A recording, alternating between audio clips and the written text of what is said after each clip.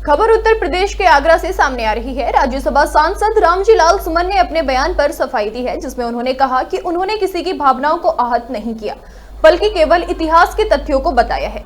सुमन ने बताया कि सदन में गृह मंत्रालय के कामकाज पर चर्चा हो रही थी, तभी होली के त्योहार को लेकर मुस्लिम समाज पर कुछ विवादित बयान दिए गए थे, जो देश के स्वास्थ्य के लिए ठीक नहीं है। उन्होंने ये भी कहा कि बार बार ये कहा जाता है कि मुसलमानों में बाबर का डीएनए है, लेकिन सवाल ये है कि बाबर को हिंदुस्तान लेकर कौन आया। और उनका ये बयान था कि राणा सागा ने बाबर को बुलाया था। उनका उद्देश्य किसी की भावनाओं को ठेस पहुंचाना नहीं था। देखिए, मेरा मकसद किसी की भावनाओं को ठेस पहुंचाने का नहीं था।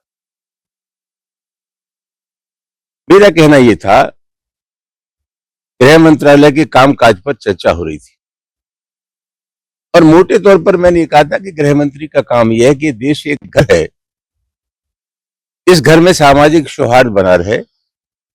हमारे देश में विभिन्न जातियों धर्मों के लोग रहते हैं, हमारे इबादत के तरीके फर्क है, पूजा पद्धति हमारी अलग अलग है, लेकिन हम लोग प्यार और मोहब्बत से रहे। तो बुनियादी तौर पर गृह मंत्री का काम यह है कि जाति और धर्म के नाम पर कोई टकराव हमारे देश में हो, हम प्यार और मोहब्बत से रहे।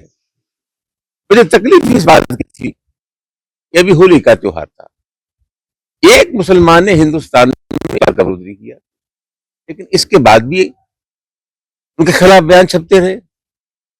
एक बिहार के विधायक है, एक यूपी के विधायक हैं बीजेपी, उन्होंने कहा था मुसलमानों को दिक्कत है तो अपना घर बंद कर ले। एक अलीगढ़ के जनप्रतिनिधि हैं, अलीगढ़ यूनिवर्सिटी में कभी भी होली मिलन का कार्यक्रम नहीं हुआ था। जब उनसे कहा गया था कि साहब ये नई परंपरा शुरू हो रही है, कुछ लोग विरोध कर सकते हैं, उन्होंने कहा उन्हें ऊपर पहुंचा दिया जाएगा। उत्तर प्रदेश के एक मंत्री हैं, उन्होंने कहा कि जिनको रंगों से नफरत है वो पाकिस्तान चले जाए। इस प्रकार की जो भाषा है